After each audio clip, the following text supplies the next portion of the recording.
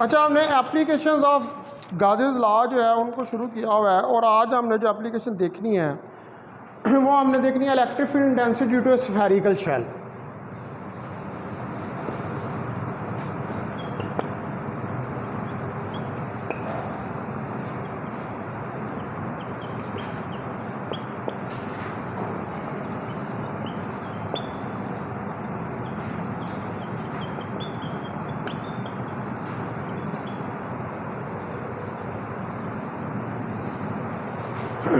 तो शेल का तो बेसिकली हम जो मतलब देते हैं इलेक्ट्रोडायनामिक्स के अंदर या इलेक्ट्रिसिटी मैग्नेटिज्म में, वो ये लेते हैं कि ऐसी चीज़ के जिसके अंदर कोई चार्ज प्रेजेंट ना हो, हालो शैलो, इसलिए हम उसको शेल का नाम देते हैं। यानी कि जिसके अंदर कोई भी चार्ज, उसके अंदर चार्ज मौजूद ना हो लेकिन उसके बाहर उसकी सरफेस के ऊपर चार्ज जो है वो हो सकता है। ठीक है, तो हमने जो है वो गाजेस लॉ लगा कर स्फेरिकल शेल की वजह से जो है वो इलेक्ट्रिक फील्ड इंटेंसिटी को कैलकुलेट करना है। तो इसमें एक थ्योरम है पहले नंबर पर, थ्योरम नंबर 1, कि a uniform spherical shell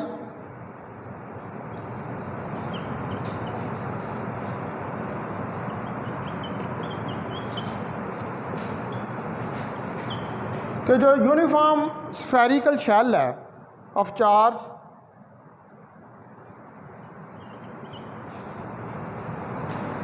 behaves for external points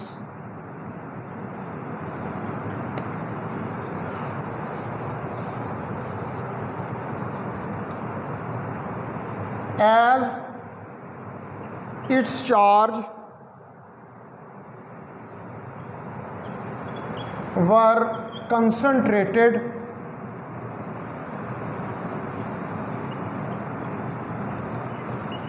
at the center।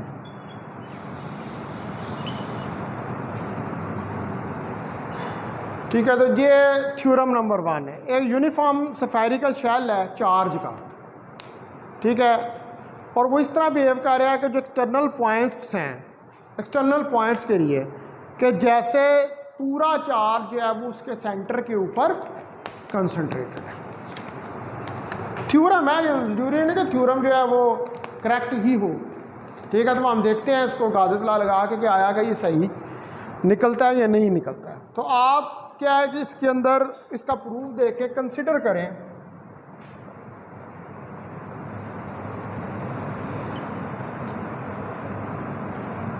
Consider a spherical shell of radius r। एक स्फेरिकल शेल जो है वो कंसिडर करें रेडियस r का with a uniform surface density sigma.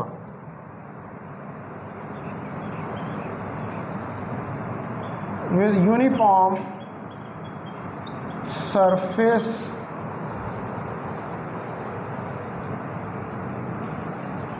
Charge density sigma.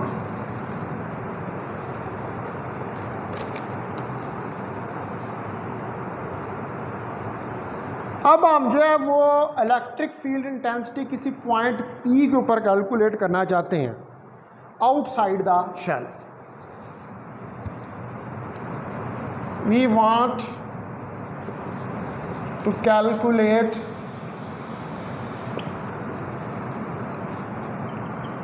Electric field intensity at point P outside the shell. यानी कि shell के बाहर, अंदर नहीं, शेल से बाहर। और थ्योरम ये कह रहा है कि एक्सटर्नल पॉइंट्स जो हैं वो इस तरह एक्ट कर रहे हैं कि यूं लग रहा है कि सारा चार्ज जो है वो सेंटर पे कंसंट्रेटेड है। तो अब आप जो है एक इमेजिनरी स्फीयर जो है वो कंसिडर करें outside the shell. Now consider a imaginary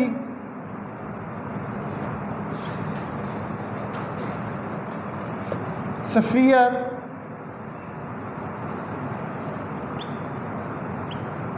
outside the shell।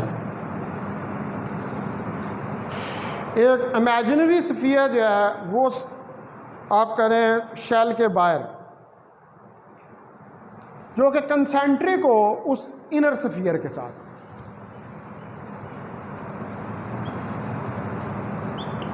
Concentric with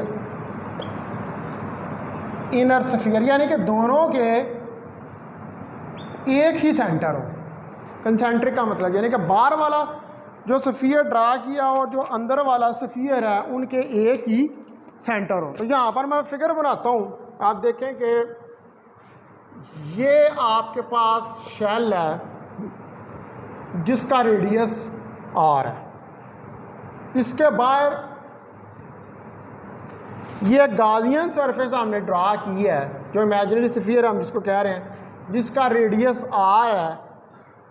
यहाँ पर ये कोई पॉइंट P है और इधर ये कोई एरिया एलिमेंट DA है।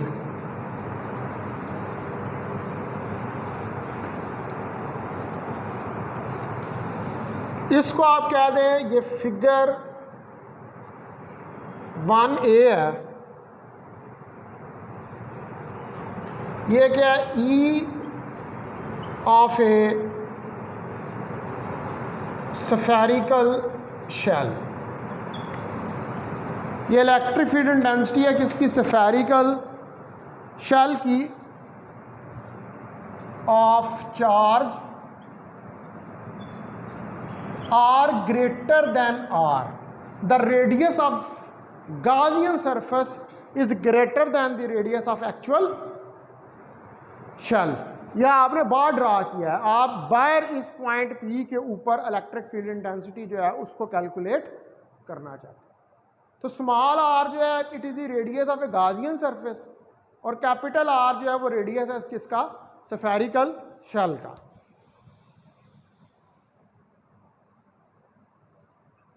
रेडियस ऑफ स्फेरिकल शेल और R radius of Gaussian surface।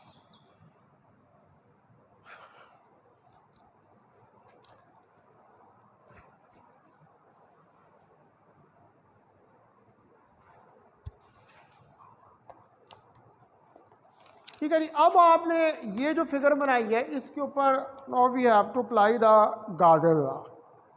अब हमने एक स्मॉल सरफेस एलिमेंट इस गॉसियन सरफेस के ऊपर जो है वो कंसिडर किया। ठीक है,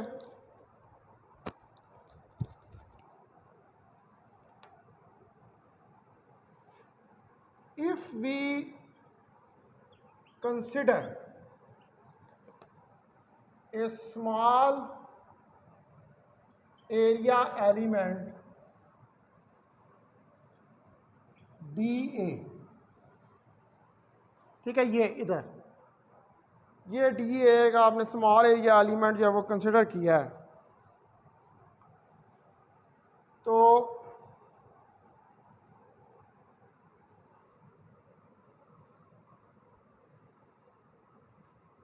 then vector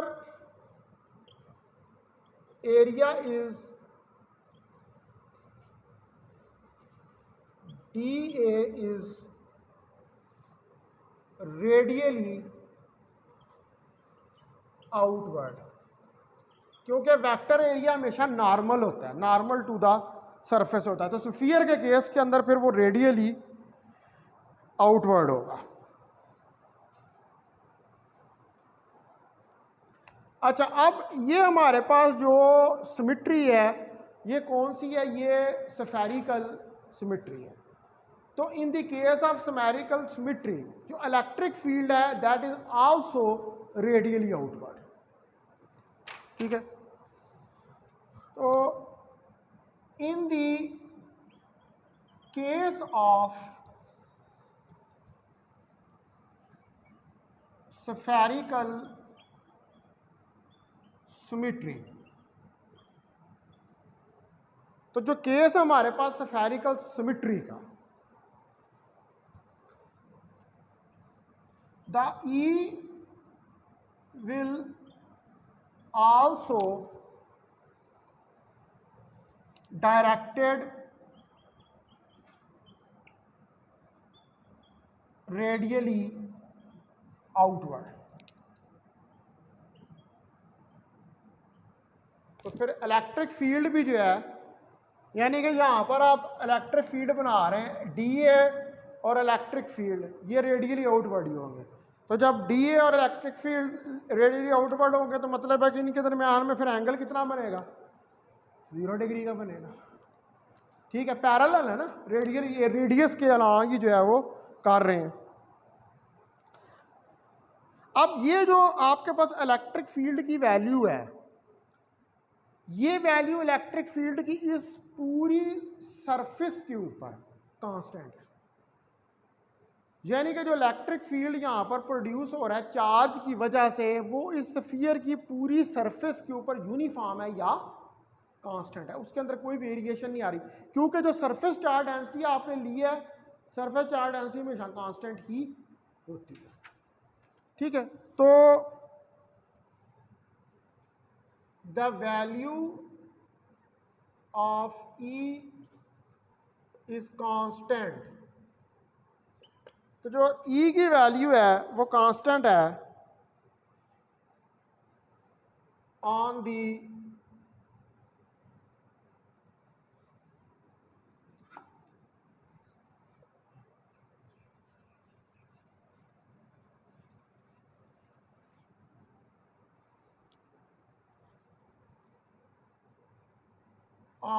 surface of the sphere concentric with charged shell।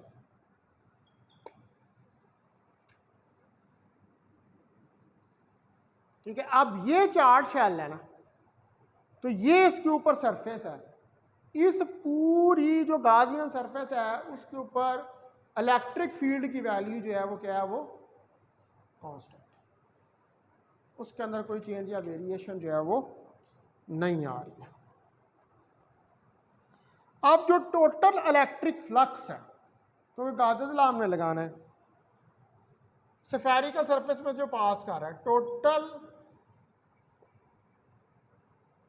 Electric flux over spherical surface of sphere is. अब जितना टोटल पास कर रहा है स्फेरिकल सरफेस ऑफ स्फीयर में से,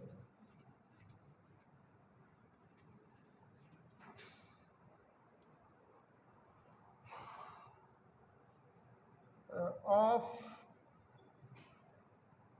radius r is phi e surface integral E dot dA। अब ये phi e, चूंकि E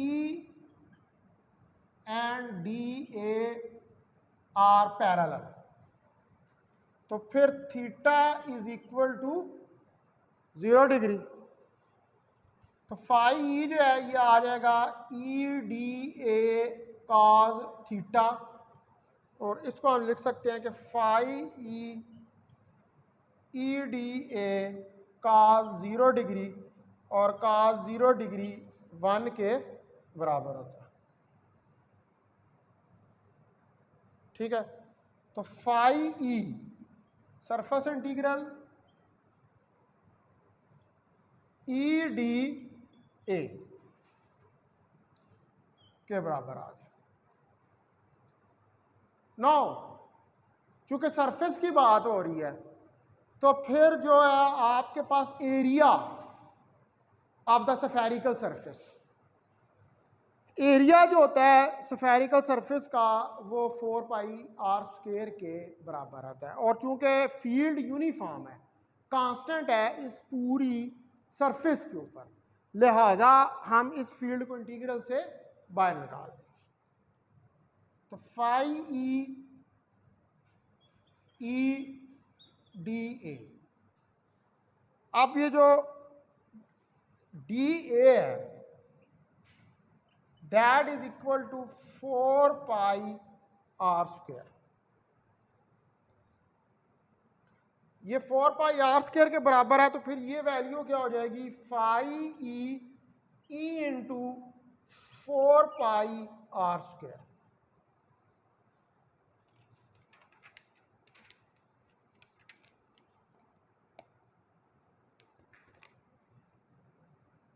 अब बाय गाजेस लॉ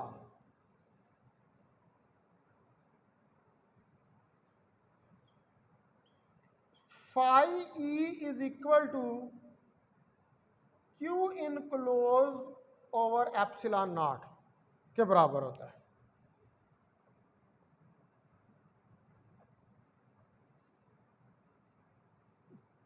ऐसे ही है, ठीक है। तो आप ये वैल्यू फाई की यहां पर सब्स्टिट्यूट कर दें,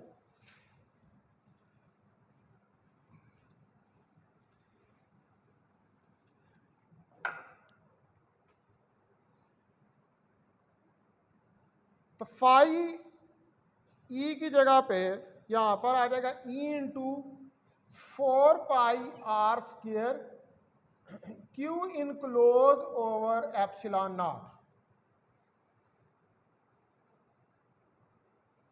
अब यहां पर क्यू इनक्लोज जो है वो टोटल चार्ज क्यू है जो स्फेरिकल सरफेस के ऊपर है, ठीक है। ये इसके बाहर बनाएंगे ना, इस गाजियन सरफेस के अंदर इसके ऊपर पूरी के ऊपर कितना क्यू इनक्लोज चार्ज है, क्यू, इस पूरी सरफेस के ऊपर क्यू चार्ज पड़ा हुआ है। तो E into 4 pi R square Q over epsilon naught आ गया। अब यहां से ई की वैल्यू निकल आई, ठीक है। तो ई आ जाएगा आपके पास 1/4 pi epsilon naught Q over R square. और अगर मैं इसको वेक्टर फॉर्म में लिखूं तो 1/4 pi epsilon naught Q over R square R unit vector.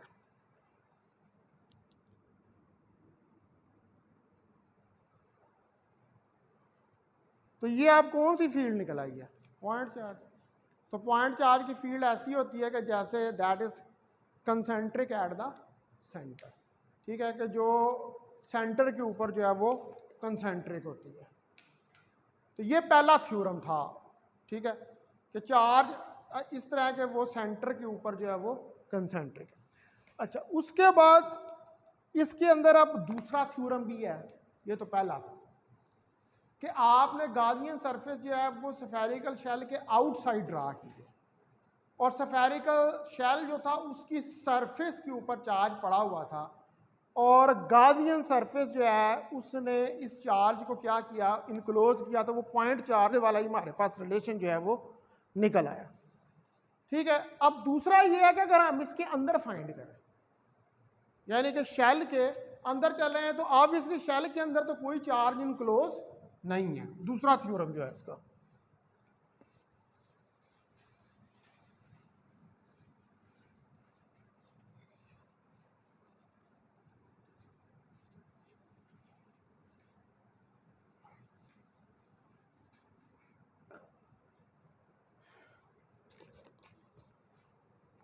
तो थ्योरम 2 देखते हैं।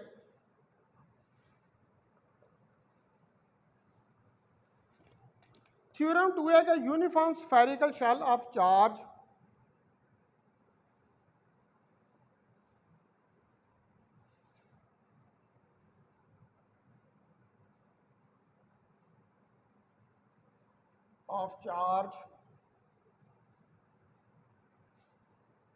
exerts no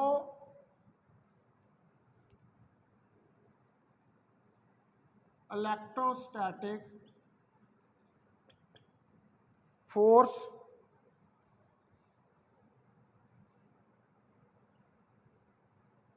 on charge placed inside the shell.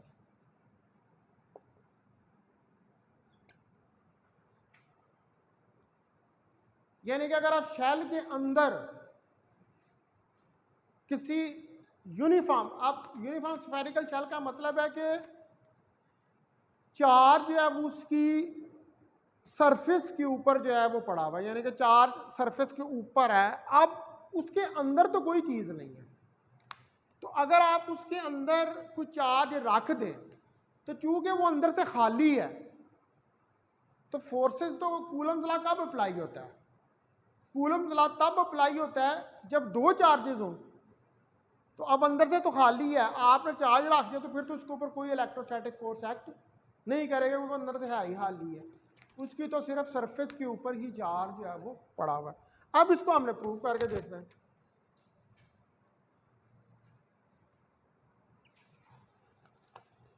तो आप कंसिडर करें एक spherical shell of radius R, consider a spherical of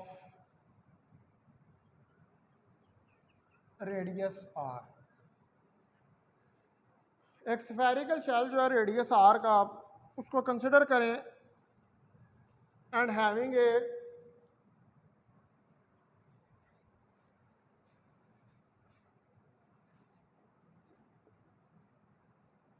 surface charge density sigma, जिसकी कि हमारे पास सरफेस चार्ज डेंसिटी जो है वो सिग्मा। अब हम इलेक्ट्रिक फील्ड फाइंड करना चाहते हैं at point P inside the shell. ठीक है जी। Now we want to find electric field E at point P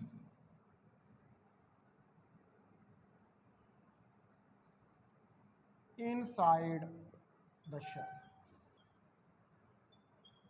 shell के अंदर किसी पॉइंट P के ऊपर इलेक्ट्रिक फील्ड फाइंड करना चाहते हैं। तो अब आपको इसके लिए क्या करना पड़ेगा?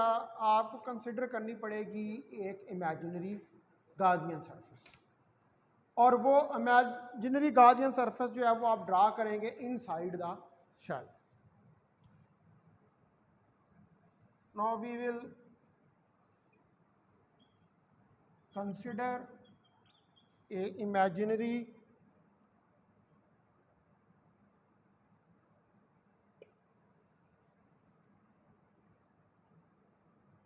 Gaussian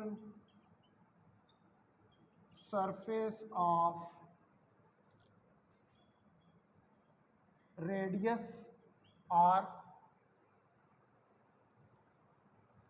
which is drawn inside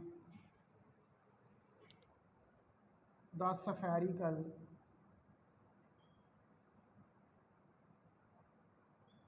shell, जिसको हम स्फेरिकल शेल के अंदर इनसाइड जो है वो ड्रा करेंगे। ठीक है। अब मैं फिगर जो है यहाँ पर बनाता हूँ।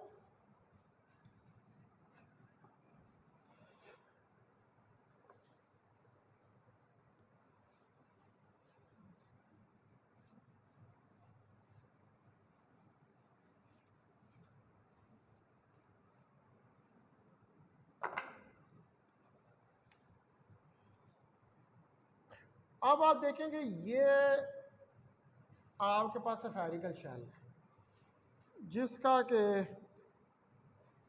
ये कैपिटल रेडियस आर है। इसके अंदर एक सरफेस जो है वो आप ड्रा कर देते हैं, ये जिसका रेडियस आर है, और यहाँ पर कोई एरिया एलिमेंट, ये पॉइंट P है और ये वेक्टर एरिया D है। ये जो हमने ड्रा किया ये क्या है, ये गाजियन सरफेस है। तो ये आपके पास आ गई figure 1B। E of a spherical shell when R is less than R। अब छोटा R अंदर आ गया। अगर आपने अंदर फाइंड करनी है तो फिर गार्डियन सरफेस जो है वो आपको अंदर ड्रॉ करनी पड़ेगी। अब यहां पर हमने एक एरिया एलिमेंट कंसिडर किया DA। Consider an area element DA।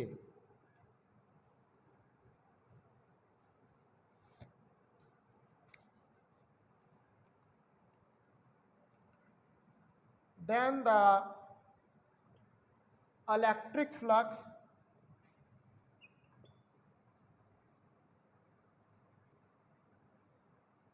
through the imaginary surface। ठीक है, अब कितना इमेजिनरी सरफेस में से इलेक्ट्रिक फ्लक्स फ्लो कर रहा है बाय गॉसेस लॉ।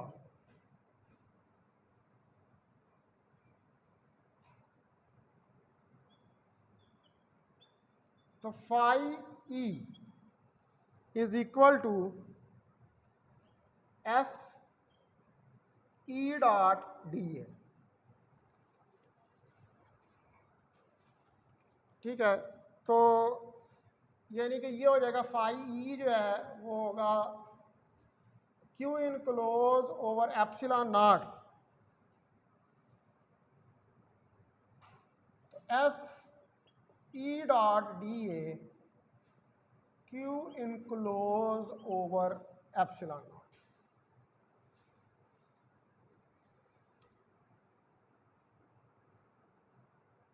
अब चार्ज जो है इनसाइड द कंडक्टिंग स्फीयर वो क्या है, वो जीरो है। Since the charge inside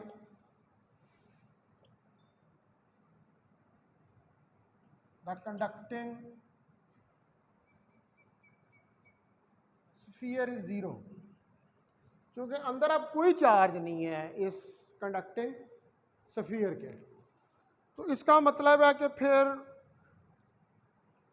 so Q enclose is equal to zero. तो Q इनक्लोज अगर जीरो है तो फिर S E dot DA is equal to zero. और यहाँ पर भी आपको पता है कि DA और जो इलेक्ट्रिक फील्ड में पैरेलल हैं, एज E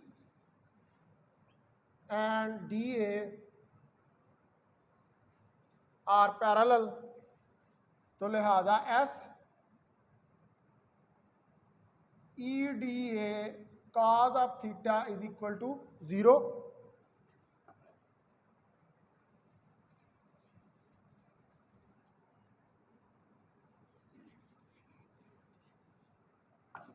और थीटा यहाँ पर 0 डिग्री, तो cos 0 degree is equal to 1। So S E D A is equal to 0। तो E S D A is equal to 0। तो अब एस डी ए जो है that is not equal to 0 but E is equal to 0।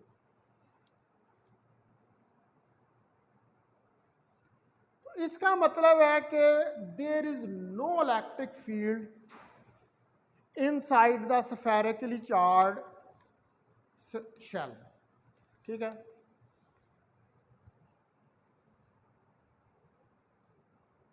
it means there is no electric field inside charged spherical shell।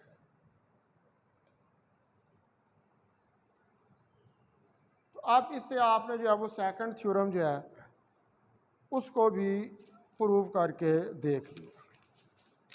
ठीक है जी, ये cases आपने पहले भी पढ़े हुए हैं। ठीक है, ये हमने शेल के लिए जो है इसको वो डिस्कस किया है। तो उसके बाद जो नेक्स्ट है वो इसके अंदर मैंने स्टडी करना है अब electric field density due to spherical symmetric charge distribution. ठीक है, चार्ज डिस्ट्रीब्यूशन का मतलब ये है कि उसके अंदर भी चार्ज होगा। अभी तो आपने ये पढ़ा है ना कि सिर्फ शेल लेना, तो उसके सिर्फ सरफेस के ऊपर जो है वो चार्ज पड़ा हुआ था। नेक्स्ट हम पढ़ेंगे कि उसकी सरफेस पे तो चार्ज है ही है, लेकिन उसके अंदर भी चार्ज जो है वो प्रेजेंट है। तो फिर उस सूरत में भी हमने गाजेस ला, ये भी पहले पढ़ा हुआ है सारा, ये रिवाइज ही हम कर रहे हैं। वैसे ये क्या है कि ये तरीके हैं डिफरेंट वे से गाजेस ला, यानी कि सिमेट्रिकल डिस्ट्रीब्यूशंस हैं, तो उनके ऊपर गाजेस ला लगा कर आपने इलेक्ट्रिक फील्ड जो है उसकी वैल्यूज़ को कैलकुलेट करना।